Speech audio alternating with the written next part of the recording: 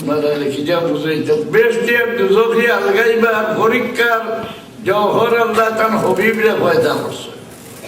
কারণ আলমে আরওয়াজ যে সময় আল্লাহ জিজ্ঞাসা করলা আলাস্তুবি রব্বিকুম, হে ফরজন্দে আদম তোমরা রব আমি না আইনি, সে অস্বীকার করছে না, সারায় স্বীকার করছে, বালা কাজ সাহিজ না। সকল তৌহিদি জনতা হয়ে গেল, আর তো দুজক যাওয়া নাই। আল্লাহ এখন ফরিকুম বিল জান্নাতি ওয়া ফরিকুম বিস সাঈদ, একদম দুজকি বোমবার খালুন কিতে হইল বলে ফাইনাল পরীক্ষাত গিয়ে এরা ফেল করছে। সারা আলমে আরওয়ার মানুষের চোখের সামনে আল্লাহ নূরে মুহাম্মদ মুস্তাফা সাল্লাল্লাহু আলাইহি সাল্লামকে জাহির করে দিলা।